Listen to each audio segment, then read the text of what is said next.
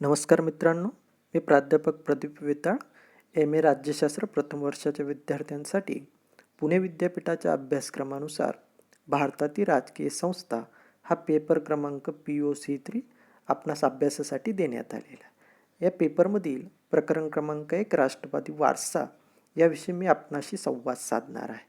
राष्ट्रवादी वारसा या प्रकरणाअंतर्गत आपण भारतातील राष्ट्रवादाची ऐतिहासिक पार्श्वभूमी, राष्ट्रीय एकात्मता या संकल्पनेचा अर्थ, राष्ट्रीय एकात्मतेसमोरील विविध आव्हाने व त्यावरील उपाययोजना, अखंडत्व या संकल्पनेचा अर्थ, त्याचबरोबर भारतातील लोकशाहीची विविध वैशिष्ट्ये आणि भारतातील सामाजिक स्थित्यंतर या घटकांविषयी माहिती जाणून घेणार आहोत. आता आपण राष्ट्रवादी वारसा या प्रकरणातील विविध घटकांचा सविस्तर अभ्यास करूया. मित्रांनो, भारतीय समाजाचा सांस्कृतिक इतिहास हा अत्यंत प्राचीनतम आहे. या संस्कृतीने जगामध्ये आपलं स्वतंत्र अस्तित्व व स्वतंत्र वेगळी ओळख निर्माण केली आहे. भारतीय समाजाचा सांस्कृतिक इतिहास जेवढा प्राचीनतम आहे, तुलनेने भारतीय राष्ट्रवादाचा इतिहास हा नवीनतम आहे. याचा अर्थ असा की भारत ज्यावेळी पारतंत्र्यात होता, ब्रिटिश राजवटीचा एक महत्त्वपूर्ण भाग होता, त्या काळात भारतीय राजवटीवरती ब्रिटिशांचे नियंत्रण होते. ब्रिटिशांनी भारतीय जनतेवरती अत्यंत अमानुष आणि अन्यायकारक पद्धतीने राज्यकारभार केला. या राज्यकारभाराच्या विरोधात भारतीय जनतेमध्ये असंतोषाची लाट निर्माण झाली. या असंतोषातूनच भारतीयांनी भारतीय स्वातंत्र्य चळवळ हे आंदोलन उभं केलं. या आंदोलनाचाच परिपाक असा की 15 ऑगस्ट 1947 साली भारताला स्वातंत्र्य मिळालं. तत्कालीन कालखंडामध्ये जात, धर्म, भाषा, पंथ, वर्ण, प्रदेश या प्रकारचे अनेकतम भेद भारतीय समाजामध्ये असतानाही भारतीय समाज ऐक्याने, अखंडत्वाने भारावला, राष्ट्रवादी भावनेने भारावला. त्याचे मूळ कारण म्हणजे ब्रिटिश राजवटीचा अमानुष असा कारभार. तत्कालीन कालखंडामध्ये भारतीयांमध्ये या प्रकारची भावना निर्माण झाली की आपल्या मातृभूमीला ब्रिटिशांनी पारतंत्र्यात ढकललेलं आहे, आपल्या मातृभूमीला गुलाम बनवलेलं आहे. आपल्या मातृभूमीला मुक्त करण्यासाठी आपण सर्वांनी एकत्रित प्रयत्न केले पाहिजे. आपण सर्व एक आहोत या प्रकारच्या भावनेने संपूर्ण समाजाने स्वातंत्र्य चळवळीमध्ये भाग घेतला आणि त्यातून भारतात स्वातंत्र्य प्राप्त झाले.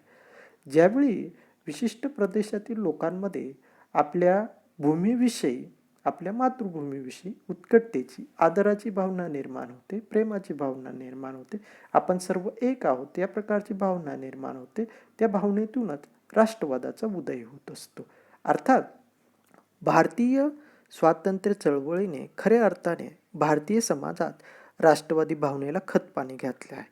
ब्रिटिश साम्राज्याच्या विरुद्ध लढताना भारतीय समाजात आपण सर्व एक आहोत या भावनेने प्रेरित झालेला समाज अधिक एकात्म होत गेला आणि स्वातंत्र्यपूर्व कालखंडामध्ये निर्माण झालेला हा एकात्मतेने, अखंडत्वाने आणि राष्ट्रवादाने भारावलेला समाज स्वातंत्र्योत्तर कालखंडामध्येही अधिक वृद्धिंगत व्हावा यासाठी घटनाकारांनी जाणीवपूर्वक भारतातील राजकीय संस्थांना राष्ट्रवादाला अधिक खतपाणी घालण्यासाठी विविध संधी उपलब्ध करून दिलेल्या आहे. त्यामुळेच भारतात विविधता असतानाही आपण सर्व भारतीय आहोत या प्रकारच्या ऐक्याच्या भावनेने भारतीय समाज हा आपला विकासाचा मार्गक्रमण करताना दिसतो. राष्ट्रवादी भावनेला पूरक ठरणारी एक महत्त्वाची संकल्पना एकात्मता, त्याचा अभ्यास आता आपण करणार आहोत. एकात्मतेला इंग्रजीमध्ये युनिटी असंही म्हटलं जातं. मित्रांनो, भारतीय समाजाच्या प्राचीन मध्ययुगीन इतिहासाच्या तुलनेने आधुनिक इतिहासाने, म्हणजेच ज्याला आपण स्वातंत्र्य चळवळीचा इतिहास म्हणतो, या चळवळीने भारतीयांमध्ये एकात्मतेची भावना अधिक खोलवर रुजवलेली आहे. ब्रिटिशांच्या अमानुष राज्यकारभाराला कंटाळून भारतीयांनी जी स्वातंत्र्याची चळवळ उभी केली, त्या चळवळी पाठमागचा तात्विक अर्थ किंवा वैचारिक स्वरूपाचा अर्थ आपण समजून घेण्याचा प्रयत्न केला तर ती एकात्मतेची भावना आहे. तत्कालीन कालखंडामध्येही जात, धर्म, भाषा, पंथ, वर्ण, प्रदेश या प्रकारची विविधता होती. परंतु या विविधतेपेक्षाही भारतीय भूमीविषयी असणारी उत्कटतेची, आदराची भावना आणि तिला मुक्त करण्याचं असणारा एक प्रेरक भाव भारतीयांना अधिक एकात्म करत गेला आणि त्यातूनच भारतीयांना स्वातंत्र्याची प्राप्ती झालेली. अर्थात या एकात्मतेपुढील काही महत्त्वपूर्ण असे प्रश्न सद्य परिस्थितीमध्ये आपल्याला निर्माण झालेले दिसतात. त्याचा अभ्यास आपण पुढील भागामध्ये करणारच आहोत. तत्पूर्वी आपण राष्ट्रीय एकात्मता म्हणजे नेमकं का याचा अर्थ जाणून घेऊया. राष्ट्रीय एकात्मता ही संपूर्ण देशातील लोकांचे सामाजिक, सांस्कृतिक, वैज्ञानिक, आर्थिक व्यवहार यांना राष्ट्रीय सीमांमध्ये बांधणारी प्रक्रिया असते, ज्याला आपण राष्ट्रीय एकात्मता असं संबोधतो. ज्यावेळी लोकांमध्ये आपल्या प्रत्येक कृतीविषयी राष्ट्रभाव असतो, माझी प्रत्येक कृती ही राष्ट्रासाठी आहे, मग सामाजिक जीवन असेल, सांस्कृतिक जीवन असेल, वैज्ञानिक स्वरूपाचं जीवन असेल, आर्थिक स्वरूपाचं जीवन असेल किंवा कोणत्याही स्वरूपाची कृती असेल, ही माझ्या राष्ट्रासाठी आहे, राष्ट्र प्रथम आहे, इतर कृती दुय्यम आहेत, या प्रकारचा भाव नागरिकांना राष्ट्रीय एकात्मतेच्या महत्त्वाच्या धाग्यामध्ये बांधत असतो. आणि राष्ट्रीय एकात्मता राष्ट्र आणि समाजाच्या विकासासाठी अत्यंत प्रेरणादायी ठरत असते. ही एका अर्थाने राष्ट्रवादाची पायाभूत अशी संकल्पना आहे.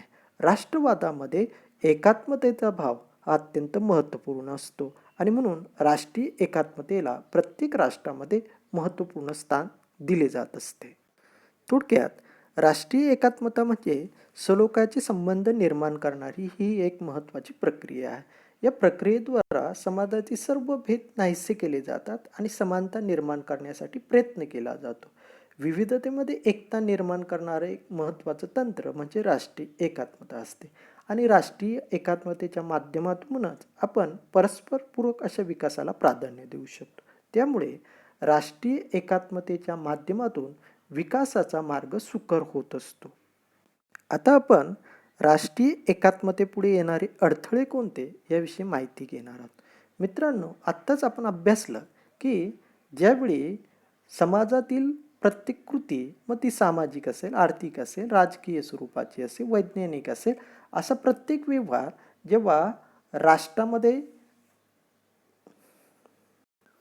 समानता सलोख्याचा भाव निर्माण करत असतो, त्यातून राष्ट्रीय एकात्मतेची भावना वृद्धिंगत होत असते. अर्थात सद्य परिस्थितीमध्ये राष्ट्रीय एकात्मतेपुढे अनेक प्रश्नचिन्ह निर्माण होताना आपल्याला दिसतात. भारतीय समाजाचा विचार केला तर भारतामध्ये मोठ्या प्रमाणात प्रादेशिक स्वरूपाची विविधता आहे. प्रादेशिक विविधतेमुळे प्रादेशिक अस्मिता ही राष्ट्रीय अस्मितेपेक्षा अधिक डोईजड होतात. प्रादेशिक अस्मिता ही राष्ट्रीय अस्मितेपेक्षा अधिक प्रभावशाली होतात. अशा कालखंडामध्ये राष्ट्रीय अस्मितेला दुय्यम स्थान दिलं जातं तर प्रादेशिक अस्मितेला अधिक प्राधान्य दिलं जातं. त्यातून राष्ट्रीय एकात्मतेपुढे एक मोठा प्रश्न निर्माण होतो.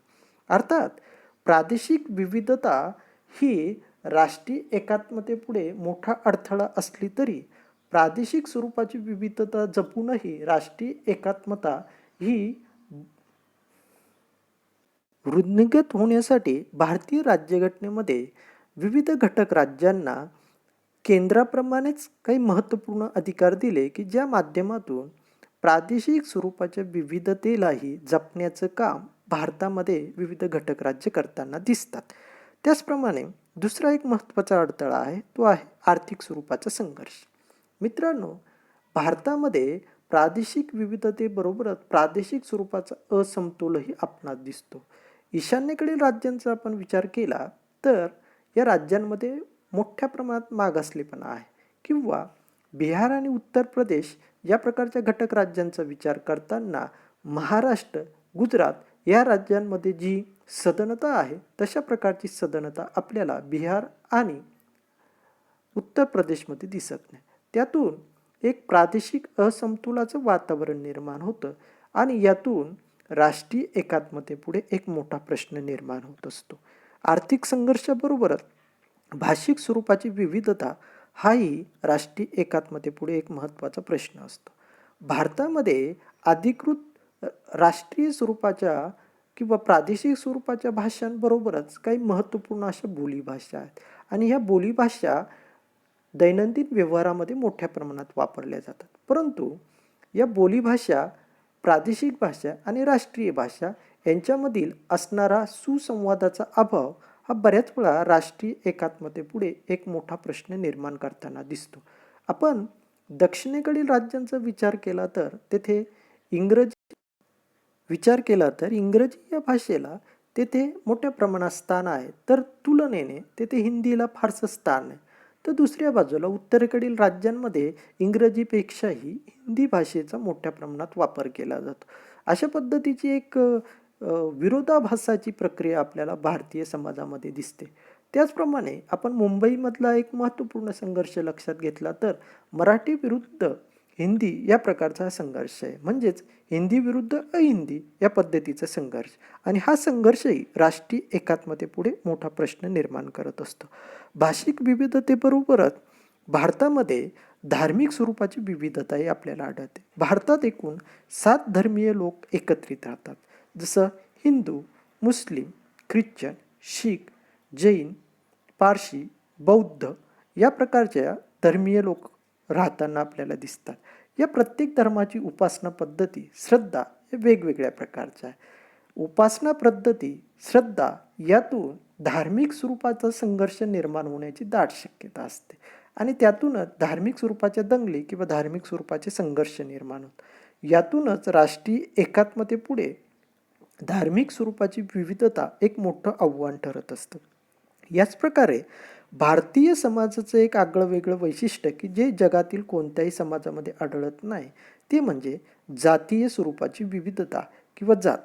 जातीच्या माध्यमातून भारतीय समाजामध्ये एक सामाजिक स्वरूपाचा व्यवहार जो आहे तो अंमलात येत असतो. परंतु हा सामाजिक व्यवहार अंमलात आणताना जात हा एक महत्त्वाचा घटक मानला जातो आणि मग जातीय घटकांचा प्रभावशाली जात आणि निम्नस्तरीय जात किंवा उच्च जाती आणि निम्नस्तरीय जाती अशा पद्धतीचा संघर्ष उद्भवत असतो. काही जाती राष्ट्रीय पटलावरती किंवा राजकीय पटलावरती प्रभावी अशा ठरतात आणि त्या निम्नस्तरीय जातींचं शोषण करतात. त्याच्यातून एक जातीय स्वरूपाचा संघर्ष हा उद्भवत असतो आणि हा संघर्ष राष्ट्रीय एकात्मतेसाठी एक मोठा अडथळा ठरत असतो. जातीय विविधतेबरोबरच एक विविध स्वरूपाच्या प्रांतीय संघटना हा देखील महत्त्वपूर्ण मुद्दा किंवा महत्त्वपूर्ण प्रश्न राष्ट्रीय एकात्मतेपुढे आहे. काही प्रांतीय स्वरूपाच्या संघटना या प्रादेशिक अस्मितेला अधिक प्राधान्य देतात आणि प्रादेशिक अस्मितेला प्राधान्य देताना राष्ट्रीय अस्मिता ही दुय्यम ठरते. त्यातून मोठ्या प्रमाणात संघर्ष निर्माण होताना दिसतो. उदाहरणार्थ मुंबईमध्ये बिहार किंवा उत्तर प्रदेशातील आलेल्या नागरिकांच्या विरुद्ध मनसे असेल किंवा शिवसेना असेल यासारख्या प्रांतीय स्वरूपाच्या संघटना भूमिपुत्रांचा सिद्धांत किंवा मुंबई ही मराठी भाषिकांचे आहे या पद्धतीचं तत्व पुढे आणून बिहार किंवा उत्तर प्रदेशांच्या नागरिकांच्या विरोधात संघर्ष करतात. त्यांना मुंबईमधनं पिटाळून लावतात. त्याच्यातून अखंड भारतामध्ये भारतीय समाजामध्ये एका प्रकारे प्रादेशिक अस्मितेविरुद्ध राष्ट्रीय अस्मिता या पद्धतीचा संघर्ष रंगलेला दिसतो आणि त्यातून राष्ट्रीय एकात्मतेपुढे एक मोठा प्रश्न निर्माण होताना आपल्याला दिसतो. त्याचप्रमाणे सर्वात गंभीर स्वरूपाचा प्रश्न तो म्हणजे दहशतवादी संघटना किंवा फुटीरतावादी गट. मित्रांनो, भारतामध्ये नक्षलवादी गट असतील, माओवादी गट असतील की जे सातत्याने भारताचं विभाजन करण्यासाठी पुढे येत असतात. आपण पंजाबमध्ये खालसा संघटनेचा विचार केला तर खालसा संघटनेने अशाच पद्धतीने वेगळ्या प्रकारच्या शीख बांधवांसाठी राज्याची एक मागणी जी आहे ती लावून धरली आणि त्याच्यातून एक मोठा संघर्ष उद्भवलेला आपल्याला दिसतो. अर्थात ऑपरेशन ब्लू स्टार नंतर याच्यावरती एका अर्थाने नियंत्रण मिळवण्याचा प्रयत्न आपण केला, परंतु या पद्धतीचा संघर्ष फुटीरतावादाला चालना देत असतो. त्याचप्रमाणे दहशतवादी संघटना देखील ह्याच पद्धतीने राष्ट्रीय एकात्मतेला बाधक ठरेल अशा पद्धतीचं वर्तन करताना दिसतात.